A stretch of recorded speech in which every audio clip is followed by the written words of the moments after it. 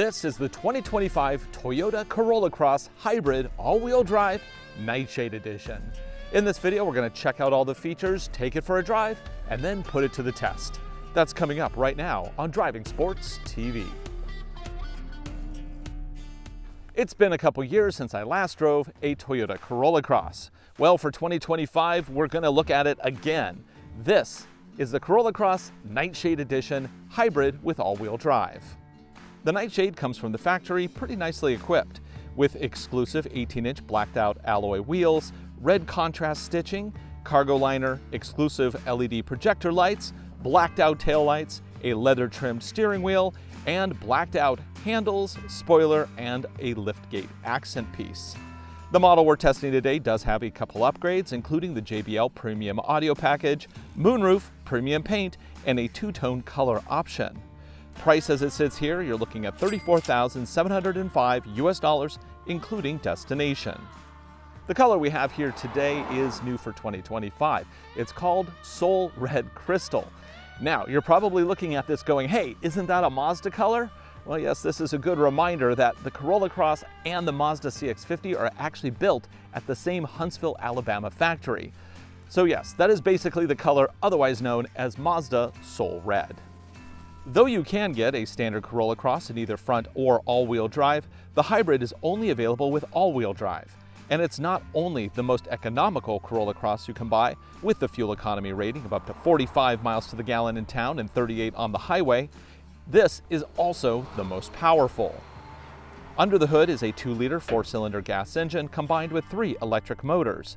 The total system output is 196 horsepower and 200 pound-feet of torque.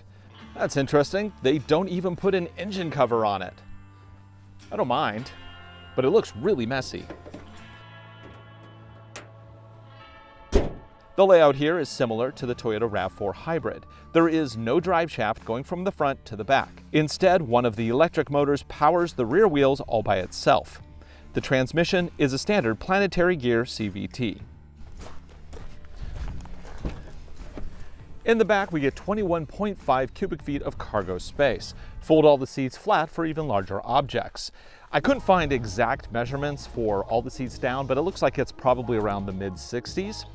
Now, under the floor here, we do get a fix-a-flat kit, which is pretty consistent with hybrids. Because this also has the JBL upgrade, we get a subwoofer back here. This also comes with roof rails and crossbars. Nice addition here. Two-tone roof. I like the little Corolla Cross back here, that's nice. It's a good looking vehicle. Right, second row, it's a little snug. I am 6'1", legs and torso proportionate. I do fit once I get in here, although you can tell I don't have a lot of extra room. Down here, I do get vents, which is really nice for this class of vehicle. And then beneath that, I get 2 USB-C sockets. And that's it. Okay, well, up front, we don't get a lot because this is based on an SE trim, which is one of the entry-level trims. We did get some good stuff though. The gauge cluster is a combination of 2 physical dials, and in the middle we get Toyota's, pretty much old-fashioned color screen, which gives lots of information. And then over here we have a rather small, by modern standards, infotainment screen, but it is running Toyota's latest software. This does everything from rear view camera, shift into reverse, and yes, it will show a camera view. Although that is a very low-res camera view, and there are no tracking lines, unfortunately. Though the built-in system does support maps, you do need to have a subscription to be able to use it. I think most people are going to either use wireless Apple CarPlay or Android Auto instead.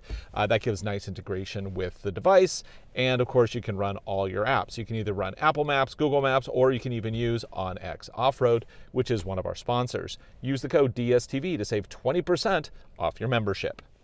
In terms of active safety, we do get all the essentials: collision mitigation, blind spot warning, and adaptive cruise control with lane centering. It's all part of the Toyota Safety Sense system. Now, in terms of comfort, this is a manually operated cloth seat, but it does support me nicely. There's no heat or anything. I do get a wrapped steering wheel Can't tell if that's leather or synthetic, but it is very nice. It's soft, and I like the contrast stitching.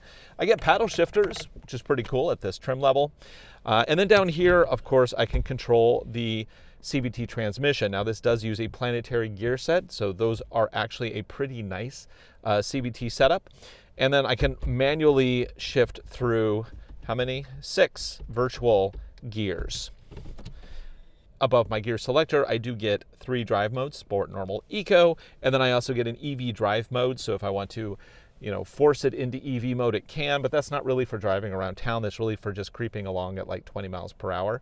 If you go over 25 or you're just a little too robust with the throttle, yes, it will immediately disable the EV mode and re-engage the gas engine.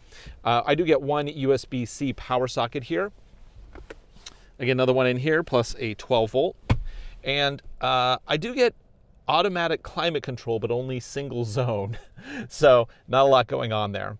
And to be honest, I kind of feel like this is lacking as far as features go for the money. I mean, keep in mind, this is $32,000, and I only have single zone climate control.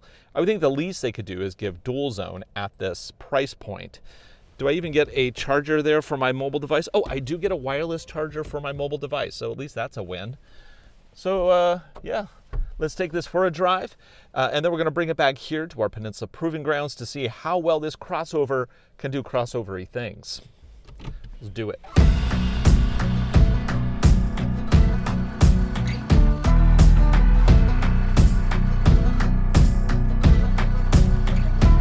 Please excuse my voice.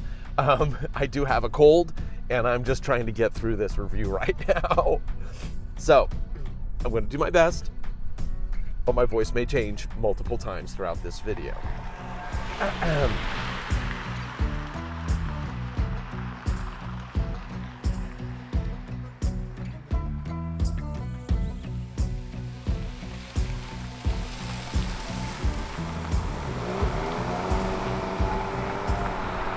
The all-wheel drive system in this vehicle is similar to what you find in the RAV4. The big difference here is that this one has a little less horsepower, but it's not significant.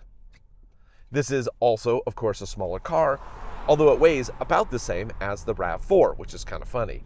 So you might be asking, like, what's the 0 to 60 on this thing? Well, we can't get like an official number today because it did just rain and the roads are moist, but let's give it a try. I'm going to go ahead and put drive mode into sport just so we have the best opportunity. Sport really doesn't do a heck of a lot. It basically just increases the sensitivity of the throttle pedal, so it has a little bit more upfront acceleration, but it doesn't do much else. Okay, I'm going to go ahead and stop. I'm in drive, I'm in sport, in 3, 2, 1, go. A little bit of wheel spin in the front, 40, 50, and 60. You know, I think for the target audience of this vehicle, that will be just fine. This actually does have a decent amount of power. It's actually a kind of fun car to drive, which is a huge improvement over the standard Corolla Cross. The non-hybrid one is painfully slow, and I would not recommend it to anybody. I really dislike that vehicle simply because it's just too slow to actually live with. This one, it's actually spunky. Like, honestly, spunky. It does have a little bit of front wheel spin when you stab the throttle and you're on slightly moist surfaces, but with that electric assist all-wheel drive system, it never really feels like it's too sloppy, you know? It does feel like there is a little bit of something going on in the back. But if you're looking for a full-time all-wheel drive feeling of a car, you're going to want to look elsewhere. Perhaps the new Forester Hybrid, or I guess more competitive with this one, will be the upcoming Subaru Crosstrek Hybrid, which actually uses some of the same technology, but in the Subaru case, it actually still retains the full symmetrical all-wheel drive system. It just puts electric assist motors into the transmission. That means you still get full-time all-wheel drive, whereas this one, it kicks in that rear motor when it feels it needs the assist. It's a big difference in the way that the vehicle feels and in the way the vehicle performs. Yeah, I actually do like the way this vehicle drives. The seats are pretty comfortable. I feel like I have really good support here. Perhaps the biggest concern with this vehicle is the fact that this is over $30,000 and I'm still getting fabric seats. I have a tiny, tiny infotainment screen, And I still have a gauge cluster that's out of a vehicle that's 10 years old. So and single zone climate control. Are you kidding me? So I just feel like Toyota's really pushing the whole value math here. I just don't feel like it's a good car, but it may not be a good value because you got to pay a lot for, first off, Toyota name, second off, this powertrain. But in doing all that, you're kind of missing out on some of the extras that you would get if you went with, say, a Hyundai or a Kia. Heck, even the new Subaru Crosstrek has a larger display than this. So, take that for what it's worth. If you want to sit in a vehicle and feel like you have a premium vehicle at, around $30,000, this probably isn't the vehicle. But it is fun to drive. It's very small, super easy to negotiate into tight parking areas. Now, one area where the Corolla Cross perhaps is going to be better than the upcoming Subaru Crosstrek Hybrid is the fact that their collision mitigation system doesn't take up as much space. It's always one thing that's a little concerning about Subarus is the fact that they have this big camera system up here for eyesight. And eyesight is an excellent collision mitigation system with adaptive cruise control, but it does take up a lot of visual space up here. Some people just don't care for that very much. And this one gives you an option to have something, similar, but doesn't have all that stuff. Even with the smaller module up here, it still does come with adaptive cruise control standard, which is fantastic. I think all or mostly all of the current Toyota lineup comes with adaptive cruise as standard equipment, which is a really nice feature to have for long distance drives. So Toyota definitely did cheap out on some of the plastics here. I guess the exchange is the fact that you're getting one of the most economical cars to operate. I mean, the economy on this thing is nuts. And it is you can actually get those numbers, which is pretty amazing, like close to 40 miles to the gallon. What the heck? With all-wheel drive. Now, granted, it's part-time all-wheel drive, but it's effective in the way you need it to be. It's a proactive system, detects a number of variables in the vehicle to determine when it needs to kick in that rear motor. Okay, now we're on a road here with painted lines. This is a good opportunity to test the adaptive cruise. I'm going to go ahead and set it.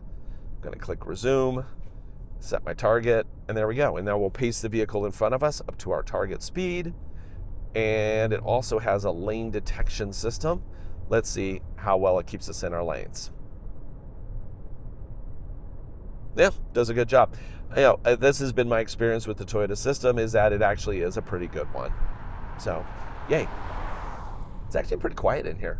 Kind of surprising. They nailed the fundamentals with this car. The head unit here does have built-in maps, but that is an extra subscription. On other vehicles, like more expensive vehicles like my Land Cruiser, it came with 3 years of maps included. On these lower cost vehicles, they basically don't give that to you out the door. You got to subscribe to it if you want that.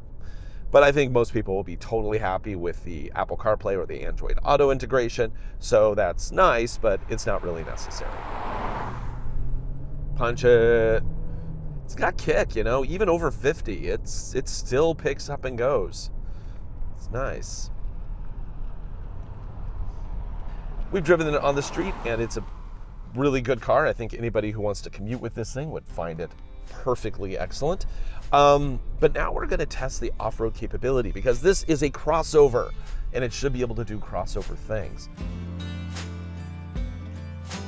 We're now going to put this on a number of off-road test trails to see how capable this vehicle is. And we're actually going to start with a new test. We're going to take a look at the articulation of this vehicle, which I'm guessing isn't much.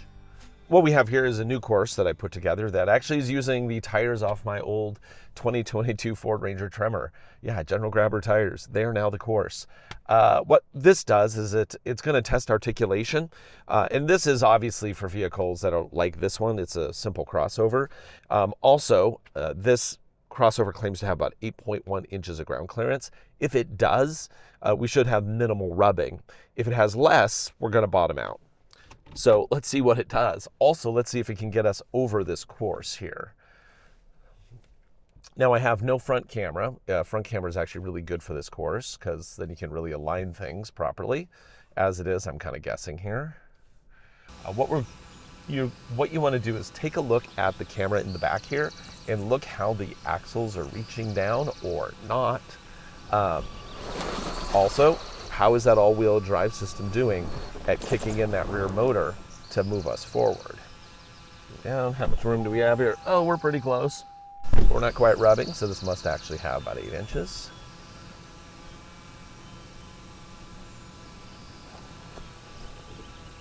There we go. Now the nice thing about a course like this is that it won't wear down quite so much, so we should be able to get consistent results with it. This is actually the very first vehicle I've taken through it, other than my Bronco Sport, which I did actually rip off a mud flap because I backed up and ran over the mud flap and yanked it off. We're going to fix that soon. But as for this vehicle, yeah, it's doing a pretty decent job. We are definitely lifting wheels though. Now let's climb up the staircase here. Don't listen for any grinding. Don't want to punch that front nose. Our overhang is kind of long on the front. And now we're going to go up the steps. Come on, you gonna work? Oh, it doesn't want to do it. You gotta do a little bump. Yeah.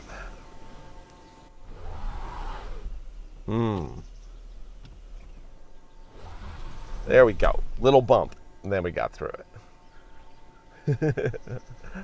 Okay. Oh, come on. So the thing about wooden steps is that they're very slippery, especially when they're wet like this. But yeah, we can get up, just a little bump. We're getting a little bit of push in the back, but it's obviously very conservative. And we get through. Okay, well now let's move on to something a little bit more challenging. The all-wheel drive system in this vehicle is reliant on having power for that rear electric motor. Now, there is obviously a small battery here, but it also is constantly generating power through the motor generator, which is attached to the transmission. So you're always going to get some power in the system. It's not like you run out of battery and then, oh, I have no power in the back, although it might minimize the amount of power that is available. So this is a very challenging little section. This is the section that absolutely crushed the Chevy Equinox. Basically, the all-wheel drive system just couldn't get through it, not without failing a couple times. It's very slippery going in, and then we have some back and forth moguls. Obviously, this is not an off-road vehicle, but it is a crossover. I expect that you should be able to get up a trailhead, and this is very much like roads here in the Pacific Northwest. So will this little Corolla Cross Hybrid all-wheel drive be up to the challenge? Let's find out. Putting it in drive, there's no real drive modes for off-road on this one. There's no trail mode or anything, so I'm basically just going to drive, and we'll see what it does. Now, we first have this mud section. These are all-season tires. They are not mud terrains, and they're not even all-terrains. So it's going to basically rely on the all-wheel drive system to be able to shift that power around to get us through. We're not going to have much grip. Let's do it. Come on, come on. Oh, man. Whoa, through it, no problem. Like it's supposed to be. In the mud there, we did have all 4 wheels down working. This next section is actually going to lift tires as we go over these moguls. Oh, that's interesting. We're in all EV mode right now. Cool. Look for lifting, and then seeing how power shifts from one side to the other. Because obviously a wheel in the air does no good at moving us forward, so it has to shift that power over to the other side. Adding more throttle and just holding it, more throttle, and it moves us forward. A pretty big tilt there. Didn't scrape though, that's nice. Cool. The Bronco Sport actually scrapes its skid plate there. And then we have the sand slide. On the sand slide here, we have a more of a sideways slippy surface, and we're still gonna lift a wheel as we come up here. Come on, I'm full throttle. What are you doing? What's that all-wheel drive system doing? There's a little screen here. Oh, is it gonna get up it? I don't know if it can. Let's back up a little bit. I think we're just digging holes. I'm gonna have to use a little momentum here to get through. Yeah, the all-wheel drive system couldn't get us through that. So obviously this system, it does have limitations. Come on, come on. But all in all, I think for what the intention of this vehicle is, it's actually good. It is what people kind of want. You know, it's a safety-based all-wheel drive system that can get through some basic trails if you need it to. And also, like the geometry of this vehicle, the clearance and the approach angles, they're good enough for the kind of trails that somebody who buys this will realistically ever attempt. For Driving Sports TV, I'm Ryan Douthit. Thanks for watching. Be sure to like, subscribe, share videos. We make them for you. I hope you enjoy them. And we'll see you again right here real soon. And hopefully I won't have a cold next time. This sucks. Yeah.